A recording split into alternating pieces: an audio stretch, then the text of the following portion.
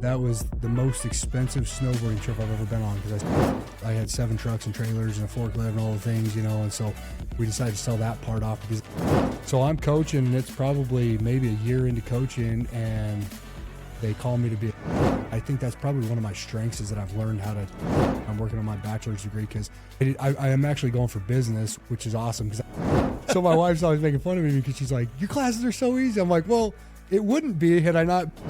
What most entrepreneurs run into is when I had my buddy that I hired to come in and run the trucking company. I was blown away because it's been a huge asset. I mean, obviously it's something that if people can learn how to do that, the more they're able to. But if you can develop those relationships on your way, then you can. There's just so many opportunities that I think a lot of people miss out on because they're not willing to. If you get too caught up in that and you don't take the first step and just figure it out, then guess what? You're going to be stuck in that for a long time. I feel like the more intentional you are, the more progress that you'll make. Welcome to The Intentional Way, where literally every moment is a step towards purposeful living. I'm Bryan Hatch, here to explore the power of intention with you. Learn from our guests who embody intentionality. I'm glad you're here with me. Let's get started. Welcome to another episode of The Intentional Way. I'm your host, Bryan Hatch. And I try to keep making these intros different, but I'm really excited about the guests that I have on. I've known this person for a dozen years now, and when I first met him, I just thought, man, I wish I had more friends like him, and think highly of him. Super glad he's here. He's an entrepreneur, trucker, owned trucking company, sold trucking company, business consultant, just a man that is very multi-talented. Glad that he's here. Ray Hamblin, thanks for having you. Thank you. I appreciate you having me. It's good to have you here, man. I do love to ask this question, Ray. People could find you, whether it's on social media or maybe they live close to you. What's something they couldn't find easily about you that you want to share? Something that's interesting out there about you?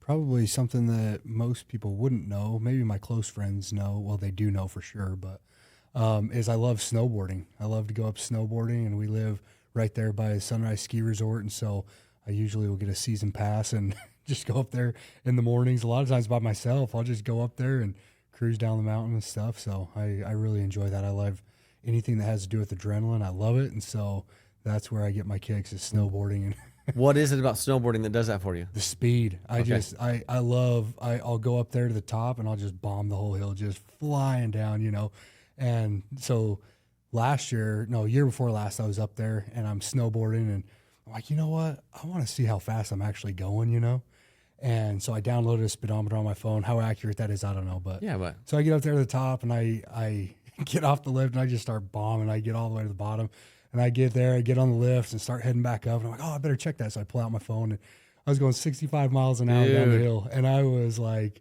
I should probably be wearing a helmet. You don't wear a helmet when you board? I haven't. So then I was like, man, that would hurt. Yeah. Wrap myself around a tree at 65 miles an hour would not feel good. Now, are you a tree runs guy? Are you a jumping guy? No, I'm just straight groomed downhill, fast as I can go kind of a guy. When I was in high school, I loved going, and I still do. I'll go through the tree runs and stuff and things, but in high school I would hit jumps and things, but not now. So not anymore. That's awesome, dude. Yeah. I'm sorry for the last season that you had. It was miserable. Horrible. Yeah, it was miserable. That was the most expensive snowboarding trip I've ever been on because I spent $500 on a season pass, went one time. So that one hurt. I don't know what happened to the snow this year. Yeah, it was rough. Well, so dude, knowing that you go by yourself, dude, I'm just gonna sneak up there and go with you. Do it. You should, man. That's one of my favorite. That's absolutely one of my favorite things to do in life is snowboard. Oh yeah, I love it. Absolutely. Yep. So, but yeah, anytime you want, like. Usually I'll have a season pass anyways, so I'll go up for a couple hours in the morning and call it good, So that's awesome. It's pretty fun. Going during the week when nobody's there and stuff is good. So yeah, great, dude. Yep. Well, tell us, when it comes to intentional living, being intentional, you've been an entrepreneur for many, many years, and very successful, as you've told me, and love to know a little more about where do you feel like you're putting intent in your life? So when you ask that, 2 things come to mind, being intentional with my time and being intentional about learning how to delegate. Okay. So those are 2 things that I've really had to put a lot of time and effort into. My life has been a little bit busy, lately and stuff. If you rewind years and years ago, oh gosh, it's probably 12, 13 years ago now. I started a trucking company. And just started me in a truck, and here we go, you know. And so as time went on, I after about a year and a half, I brought in one of my good buddies, my best friend, you know. I brought him into the company, and basically had the conversation with him like, look, if you come in right now, you help me, I've got to be doing other stuff. I'm trying to do everything, you know, all day, every day, doing everything, 16 plus hour days and stuff. And so I asked him if he would come in and help me, and he would drive while I would go out and do sales and different things like that. So he did that. And then I told him like, look, you do this, then later on, I'm going to start a freight brokerage. And so just to add to the company, it was separate companies, but when I do that, then I'll allow you to earn some ownership of that, and then we'll run that together, you know? And so that was a big undertaking on my part. I'd never even thought about doing business in the first place, you know, and it just kind of, the doors opened for me. And so I tried it, and then here we go. And I was probably too young and dumb to know any difference. So I just started going after it. So, and then I think that as I was doing that, it was like, I've always been this way, but if I'm going at something, I'm going to go at it 100%, you know?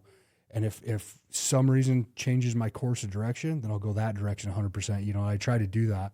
So as we get the company started, we start the other company, and my friend that's now a business partner, he earns his ownership of the company and stuff. And so now we're running two companies side by side, and that was a lot, you know. It was busier than I had thought, you know. And so we're really trying to learn how to become intentional with our time, and how to delegate things, which is not easy when you're running a business, and trying to train somebody to do it how you want it done is not an easy thing, you know. So we get that going, and then we had the bright idea to start a business consulting firm, you know. And so we do that, and we started helping people start companies and stuff. And so that was a pretty good deal. That's very much a side business. You know, we're not doing that full time. I wouldn't mind actually doing that full time at some point, but yeah, that's something that is always intrigued me, because it's just the business aspect of it, you know. So then I decided to sell the trucking company, I had 7 trucks and trailers and a forklift and all the things, you know. And so we decided to sell that part off, because it was busy, man. It was like,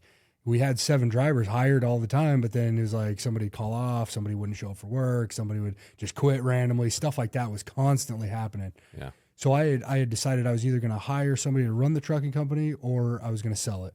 I hired somebody to run it, another one of my buddies, and he did a phenomenal job, and we did that for about 3 years. And he did an awesome job, and then he got to the point where it was kind of like, all right, I'm getting burnt out of this too, you know. And so I ended up deciding to just sell it. So during that time period was when we moved up to Eager, and we moved up there, and so then it was that was even busier, because now I'm living in Eager, and then somebody calls off, I'm driving all the way down to Phoenix at 2:00 in the morning, and trying to drive all day. And then if I don't have anything, I drive back that night and stuff. It was just crazy. And that's a 4-hour drive, you know, so it was a pretty wild time period. So, but after we moved up there, we finally got to the point where we could sell the trucking company, and we went through the whole process, and it was a very strenuous process, and sold the trucking company off. And then after the trucking company sold, then my business partner, he had talked me into running for town council, because he's like, somebody had asked him if he would run, and then they asked me too, and he's like, let's just run, whatever. And he did me dirty, man. He's like, so we do all this stuff, fill out the packets and stuff, I submit it. And I call him like, hey, I just submitted. He's like, oh man, I changed my mind. I can't do it. And I'm like, dude, no. I'm like, what? So anyways, if he was here, he'd probably try and tell you his side of the story, but that doesn't matter. Yeah. So then I kind of forget about town council, you know, and that I was even submitting my paperwork and packet and stuff. And so then as we fast forward a little bit, and then my football coach came to me, and he's still coaching up there in Round Valley, you know. And he's like, hey man, we really need help coaching with the football team and stuff. And so at this time, like, I sold the trucking company. I'm like, I've got way more time on my hands. Like, I can do that. So I agreed to do it. So I helped coach the football team up there, you know, and have been for the last little over 4 years now. Oh, that's cool. So it's been fun. It's been good. I love playing football in high school and stuff. And so I enjoy that. We coach the varsity team up there and stuff. And I'm just a nobody coach. I'm just there, you know. So whatever. But anyway, so I'm sure your players would say something different. Yeah. I don't know. This year we ended up taking state, and it was a wild adventure, man. That was pretty fun. So that's cool. But yeah, so fast forward. So now I'm running the 2 businesses now. So the business consulting and the freight brokers. I'm running those 2. I put in for town council, but I didn't realize that then my football coach tried to talk me into coaching football. So I agreed to do that. And I'm thinking, okay, here we go. So I'm coaching, and it's probably maybe a year into coaching, and they call me to be a bishop in our church, right? And so for anybody that's familiar with the LDS church, that's kind of a busy calling, it's very time consuming. It's one of the most time consuming callings that there is. Yeah. Yeah. Absolutely. Very time consuming. Absolutely. So I get called there, and I accept that calling and stuff. And so then I'm a bishop, and I'm coaching and everything. And then shortly after that, I get elected to the town council. No way. And I'm Did you even run? Did you put signs out? No, I didn't put a sign out. I didn't know. So get this. This was kind of funny.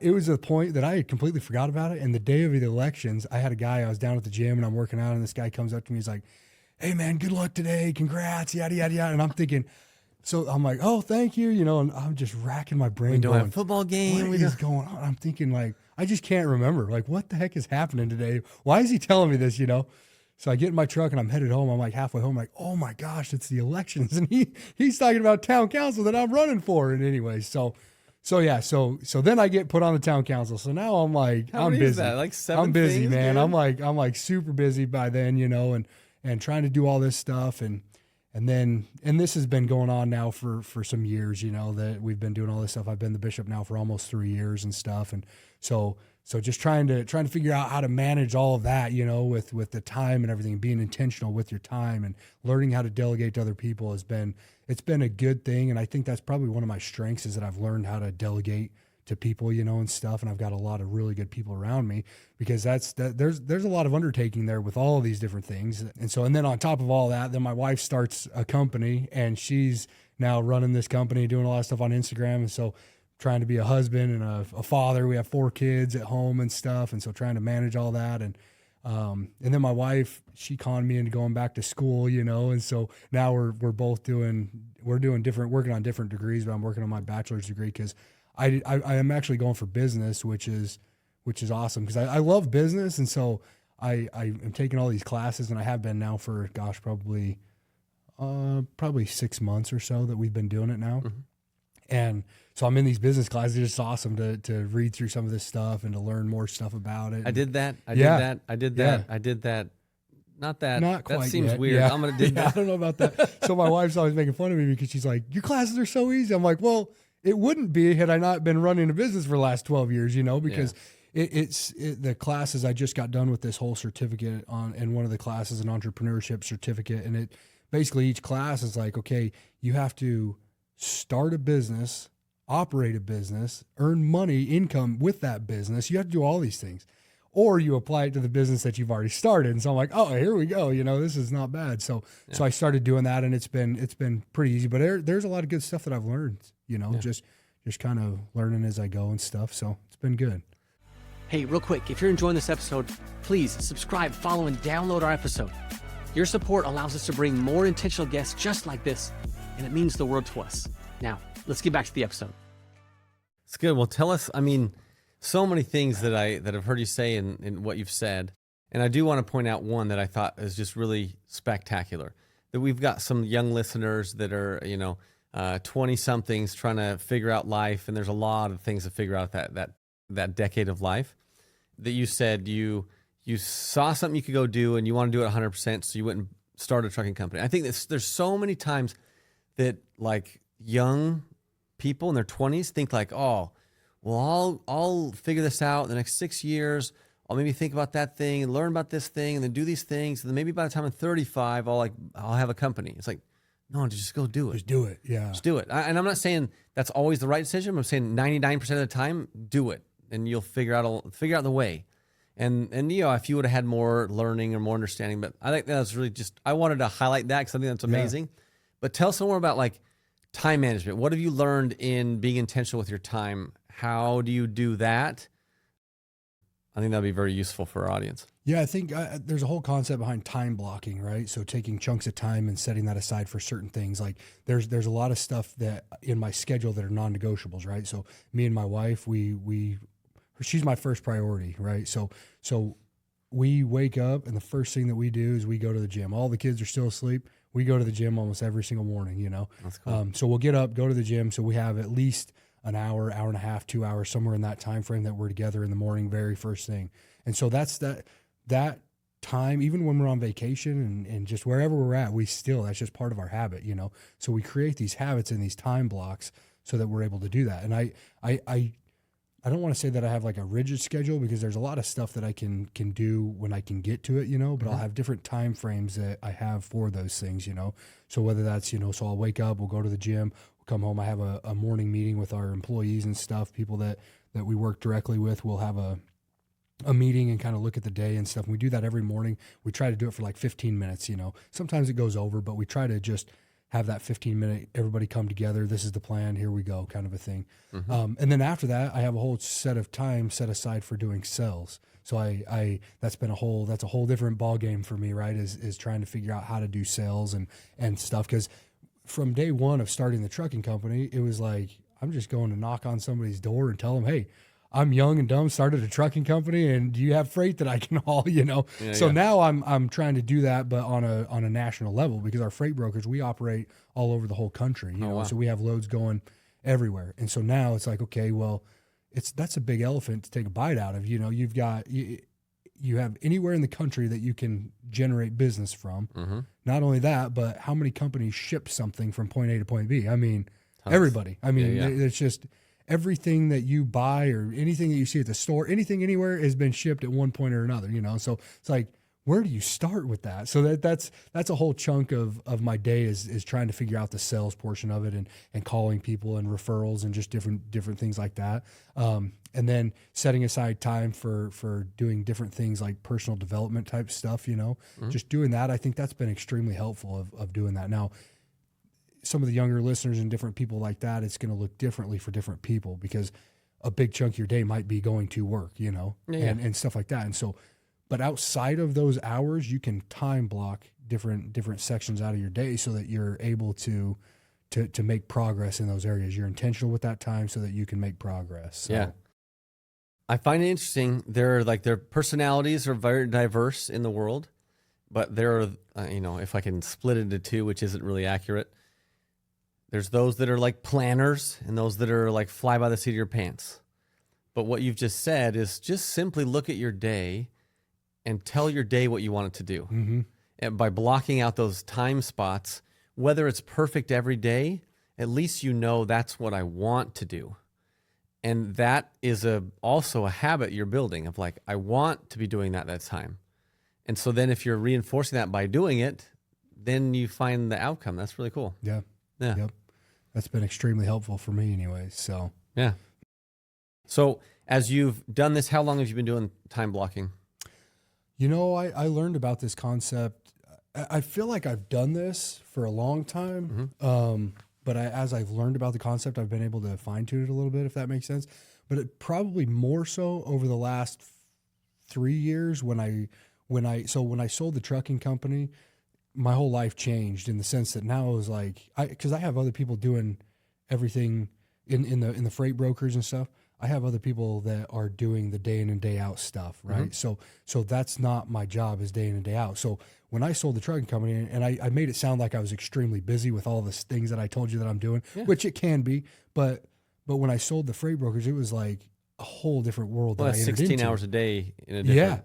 I mean, I now gained all that time. So now I'm like, what am I going to do with all this time? You know? And so of course it fills up if you're not intentional about it, but it fills up with other things. And so, but I had a whole entire chunk throughout the day where I was like, I have nothing to do, you know? And so it was. You didn't have anybody from town council or from your ward or from what? Somewhere, like football? No one's calling you?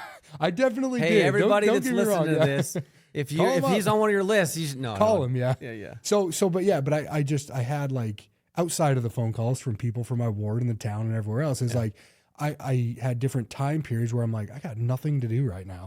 What should I do? Yeah, nothing that has to be done. Yeah. So now I've got to be more intentional about saying, okay, I need to do sales during this time period. Do I have to do sales today? No. Like we just spent a week in Louisiana, in New Orleans, Louisiana, and it was like, I didn't have to do sales that day. I didn't have to do anything those days.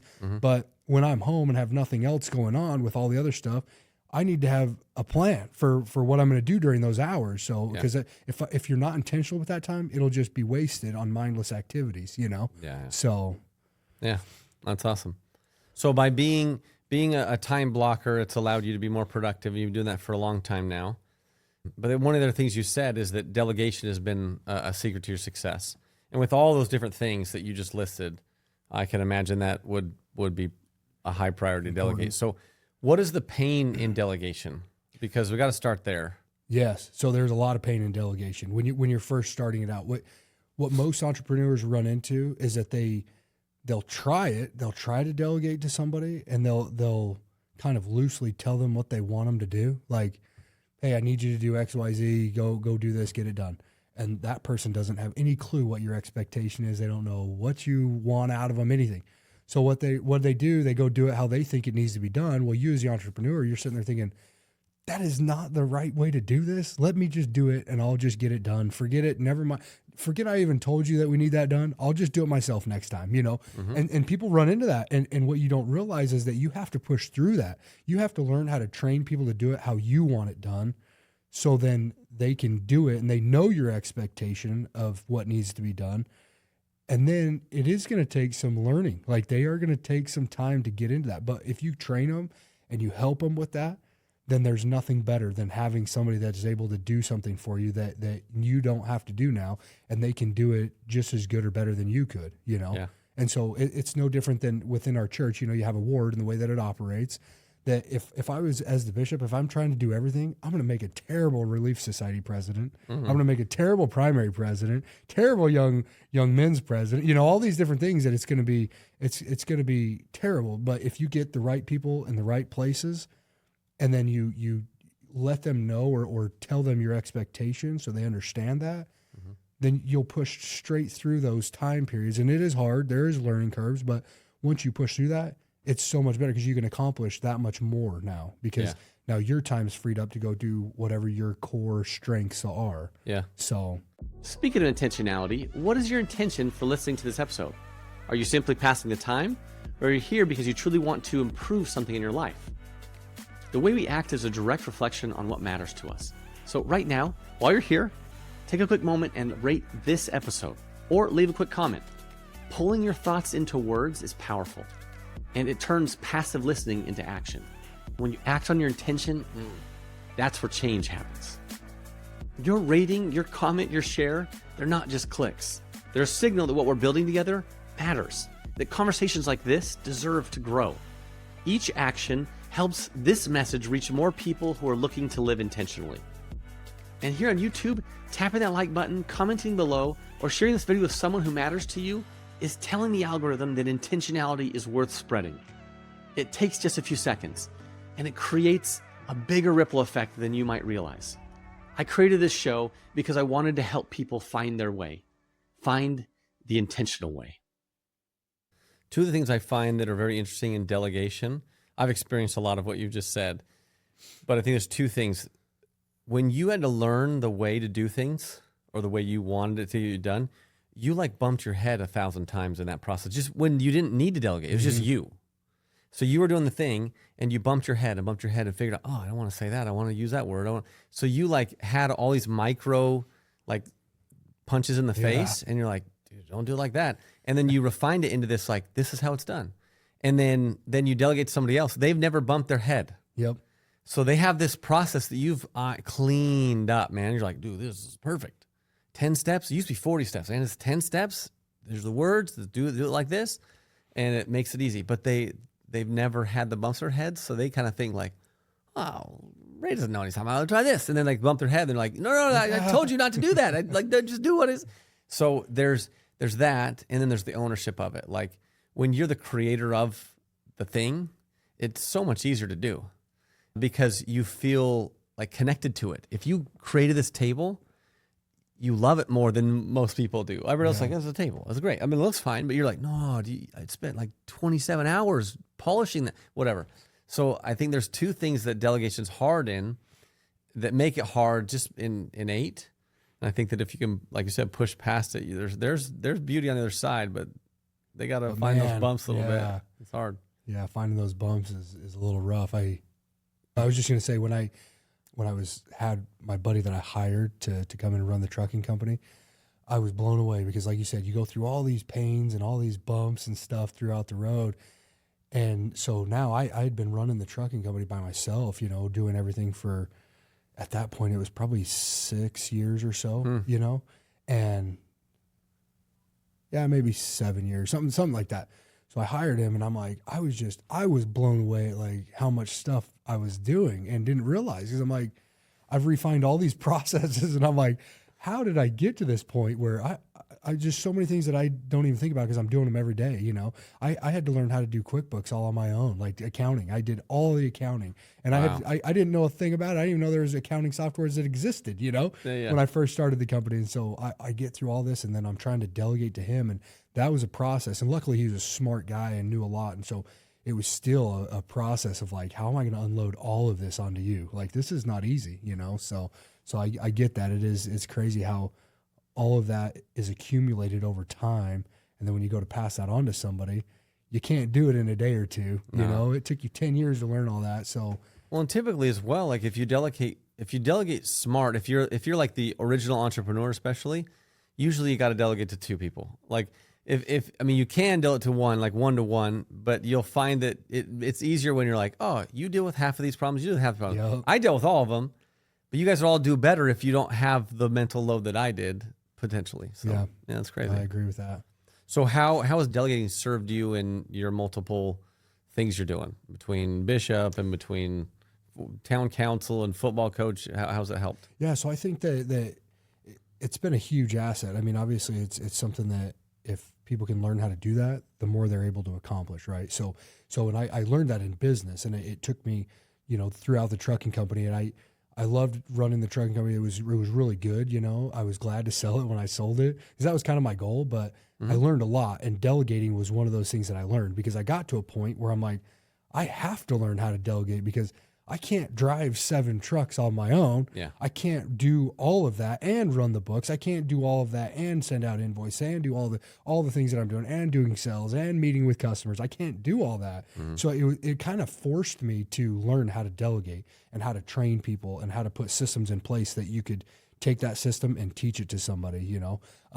And that was huge for me to be able to do that. And then I'm able to now apply that in different areas. So like even becoming the bishop, it was almost an easier process for me when it came to the administrative side of the church, because now I'm able to comfortably and tactfully delegate to other people. Because a lot of times it's like, I don't want to have to tell this person to do that, you know, I'll just do it myself. Well, if you do that as a bishop, you are going to be extremely busy, you know? And so if you're able to just tactfully let people know like how you want something done, and then really turn it over to them and let them run with it. They're gonna have some pitfalls and different things that are gonna happen. They're gonna bump their head on stuff. But guess what? That's what we're all doing. And if you leave them in there and you help them through those things, then the other side of it is way better because now they're doing it how you want them to, and you're able to put time and effort into other things. So Yeah. That's beautiful.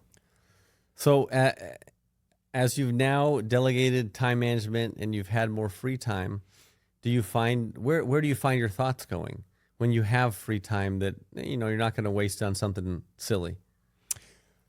I think a lot of that time goes to my wife. I mean, obviously that's our relationship, like I said before, is my number one priority. And I do think that it's important to cultivate those relationships, not just with your spouse is in my mind the most important one that you can develop. But then outside of that, there's other relationships that you also have to be intentional with to develop those relationships. I'm not saying you've got to go out and develop relationships with everybody across the board, you know, but if you can develop those relationships on your way, then you can, if you're putting more time and effort into those, then I mean, it pays off in the long run by far. I mean, there's been several times in my life that I've had different relationships that years later, something else comes of it, you know, that you had no idea. I mean, I've got countless examples of that. But like, I mean, even with why I'm here today. I mean, I just this was a few weeks ago. I can't even remember how long ago, but I'm like sitting there and I'm thinking, man, I need to call Bryan Hatch. I need to talk to him for a minute. And so I called you up and we talk about stuff. And you're like, hey, I want you to come down to this podcast. I'm like, don't know that I'm qualified for that. But yeah, so things like that there's just so many opportunities that I think a lot of people miss out on because they're not willing to put the time and effort into cultivating those relationships. And so when you have that extra time, it makes it a little easier to then put your time into things like that. So yeah. So how have you done that then? I'm kind of interested to know within those other relationships or even with your wife. I think you already gave an example of you called me and now we're sitting here, right? Like that was pretty effective in my opinion. I think it was pretty cool. But what other ways have you done that now that you have a little extra time? How do you put your intention into some relationships? What do you do? Yeah, so I a lot of it goes into work. So like that's probably what I'll get into a little bit is just the work relationships, because there's been people that we've done work with in different time periods of my life, and then they move into a different position, and then all of a sudden now you're doing even more work with them in a different position, right? Yeah. So there's a guy, one of my buddies named Nathan Sherwood, and this guy, so I met him years and years and years ago, probably 15 years ago or so, and we developed a relationship. We worked in Young Men's together and stuff, and so then kind of fast forward, we stayed in contact a little bit, and then the next thing you know, he's working for a company. Nom and Hobbs is a forklift pallet ragging company, and so we go and I start working with them, hauling freight for them. And then he moves to a different company.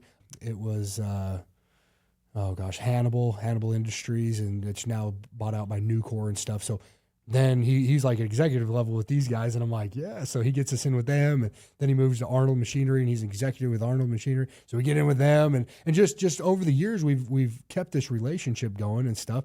And now he started his own company, and now we haul the freight for his new company and all the other ones that he left us with too. So, but I think that every relationship, and don't get me wrong, it's not like you're trying to go develop a relationship with everybody that you come in contact with, but you kind of know when you kind of hit it off with somebody and you can develop those relationships. So if you have the extra time, I mean, I like with Nathan Sherwood, he's now since moved up to Idaho, and we're planning a trip to go up there and visit him, like just to drive up there and go visit him and stuff and things like that. So I think it goes a long ways, like especially with our customers.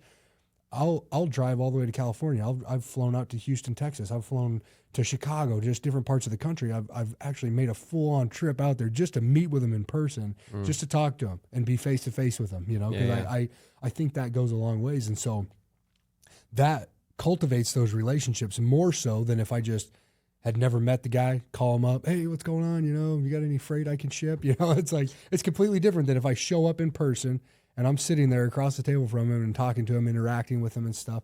And I think that's something that's lost in our world, is just cultivating those relationships in a one-on-one personal atmosphere kind of a thing. Yeah, definitely got lost in our generation of how many friends can you have on a social media platform that you don't know and don't connect with, and they don't know you besides the pictures you share, to being in front of people. It's that there's a hierarchy of communication, right? Like face to face is always the best, and we'll settle for other ones, but it's always the best. So that's really cool. So I think it's fascinating that you have worked on time management for many years, delegation for many years. These aren't like new principles to you. And that's allowed you to create deep relationships with more people. That's the zest of life, man. I mean, you can only watch so many videos. You can only watch so many movies. You can only do so many things before you need to connect with some humans. And the more you connect with humans, the better life is, in my opinion. Typically, even if, and I recognize we've got introverts and extroverts that don't like that, but introverts, that only means that they're great one-on-one. Yeah. Great. Yeah, for sure. Great one-on-one. And so just go find more people to be one-on-one with if that's your case, or if in your case, get to know as many people as you want. But that's really fascinating. That's how you've done that. Yeah. That's cool. Yep. Well, good, dude. In this vein of intentionality, I think that our listeners love listening to entrepreneurs. We get a lot of questions about that. What are some pieces of advice that would help someone that's a budding entrepreneur live more intentionally or be more focus on their time management or on their delegation? What are some tips you'd give for them in that regard? So there's a quote that comes to mind that is it's been fascinating to me. Vin Yang, I don't know if you're familiar with Vin Yang, but he does a lot of stuff on communication and things, but he said that the acquisition of knowledge is satisfying, but the application of knowledge is fulfilling, right? So it's like we can go out and we can collect all this information about time management, about, you can read books all day about time management, about doing all these things, but it's not until we apply it that it actually becomes fulfilling, that we actually get something out of that. And so I think that more than anything, I think that a lot of people get caught up in trying to figure out the perfect way to do it, especially if you're an entrepreneur. I get caught up in efficiency. I love efficiency. That's like a big key for me, is like, how do we make everything the most efficient way possible? But if you get too caught up in that and you don't take the first step and just figure it out, then guess what? You're going to be stuck in that for a long time. And it took me years to, like with sales, like I was talking to you about that, it took me years to get to where I'm like, I can now do sales, because it was like, I don't know the most efficient way. Then none of this seems like it's efficient. I don't like this. I don't want to call 500 people. Like, I just don't want to do that. It just doesn't seem efficient. And so I got caught up in that loop of just like, well, it's not efficient, so I'm not doing it, and stuff. And so I think that's one of the biggest things, is just applying what you're learning. Just apply it now and just take that step, and then you'll figure it out as you go. That's no different than how I started the trucking company in the beginning. I was like, I don't know anything about business at all, but guess what? I'm going to buy a truck and a trailer, and I'm going to go figure it out. I don't know. This is the first step. I'm going to do it, So I think there's a lot to that when it comes to time management, when it comes to different aspects of your life that you're trying to change. Just take that first step and then just start going, and you'll figure it out as you go. And you can refine that throughout the process. Yeah, and sometimes you don't need time management until you're busy. Yeah. Like you do, sure. you do, but I'm saying, if you go jump into something and it's like, whoa, I got 17 things I got to get done today. Now time management is relevant. Yeah. Like now it's important. Now it's important, as opposed to, I had one thing to get done in the 8 hours that I was awake or whatever. It's like, that's not too challenging, depending. So that's fascinating. I think that's sound advice for anybody that's a budding entrepreneur. Many times I've talked with that 20-year-old something that's like, oh man, I want to build a business and I want to do this. And it's like, go for it, man. And they're like, well, I gotta work on the website. Right? We kind of hide behind this digital showcase now. Yeah. And I think that we kind of we've lost the fact that we're still talking to people. Like you're not going to go get customers from a robot. Yeah. And I recognize AI, all this stuff, but it's not really, it's still a human that's going to give you the credit card. A robot doesn't have a credit card, dude. Yep. Like, so it's still people in its simplest form. And so we've got to find a way to connect there and just go after it. That's cool. Yeah. Just take that step. Yeah, dude. Well, good. So, well, Ray, it is just a load of fun having you here. I think that there's been a ton of advice you've given us over this episode. Is there anything else you feel like is left unsaid that you want to make sure that the listeners know about anything that you've said, or maybe something you wanted to say? No, I think that kind of sums it up. I feel like that the more intentional you are, the more progress that you'll make. And so I've been stuck on that for a long time, for years and years and years, about being intentional. And I love that. That's why it was mentioned to you. I love to see the name of your podcast and what you're doing and everything, because intentionality is everything. I mean, if you want to progress in life, you have to be intentional with it, whether it's relationships, whether it's work, spirituality, it doesn't matter what that area of your life you want to improve on. If you're not intentional with it, it'll be wasted on mindless activities. So, and what would you say to a person that says, I'm just not that intentional? Do you want to be intentional? That would be my question is do you want it? Do you want to be intentional? Do you want to make progress? Do you want to do this? Because if you don't, I'm not going to sit here and tell you, oh, you need to be intentional. You need to do all these things. Because if you don't want it, if you want to just spend your life going to work, come home, scroll on your phone, whatever mindless activity you want to do to just waste time and whatever, if you want that out of your life, I'm not going to tell you to do anything different. I mean, go for it. Because really, you're being intentional about wasting time, and you're doing it. You're doing a great job. Yeah. So if somebody is telling me that, I'm not intentional, that would be my first question. Do you want to be? Because if you do, then there's a lot of things that I could give you, or a lot of ideas that I could give you and stuff. But it still has to come from within. Because if you don't want to be intentional, you'll never do it. And I think that many people that might not feel intentional is because they're not feeling like their life is intentional. It's like, well, focus on something. Like, I don't even care. Like, Yeah. make $100. That's an intent. Yeah. It could be sell a car. It could be do my lawn. That's still like you have something in mind that you want to accomplish, and you go do it, right? Yeah. So like you can be intentional regardless if you determine that your life is intentional. Yeah. Even though I think that that's a better way to look at it, but that's cool. Yeah, and there's different aspects of our life, and so you might be intentional with one aspect, but sure. you're not with another, you know. And so that's just, I guess you're constantly trying to figure out how to make progress in each of those areas of your life, which then leads to being intentional with those areas of your life. And you might be better at one area than another, but it's hard to say that you're not intentional with at any part of your life, you know, because like it or hate it, you're intentional one way or another. It's just where you're putting that intention, you know. Yeah. So, Yeah, to be good at something is yeah, intentional. yeah. Like to be good at anything, you have to put some intent into it. So yeah. Awesome. Ray, it's I a agree. ton of fun having you. Thank you for being here on this episode. yeah, thank you. I appreciate you having me. We'll make sure that people can get a hold of you if they want to talk to you about your entrepreneurial journey, or if they've got freight to ship, man. They got freight Raise ship, the send guy. it my way. Awesome. We do everything. So you name it, we'll do it. Well, so, they can find all that details in the show notes. So thanks okay, for being here. Perfect. Thank you. Thank you for joining us on The Intentional Way. I'm Bryan Hatch, and it's been a true privilege to share this time with you. If today's episode has inspired you in any way, shape, or form, please subscribe, follow, and download our episodes. Your support not only helps us grow, it also enables us to bring more insightful conversations and exceptional guests right to you. Living intentionally begins with a single step, yours. So let's make the most of it. Until next time, seek intention by being completely present.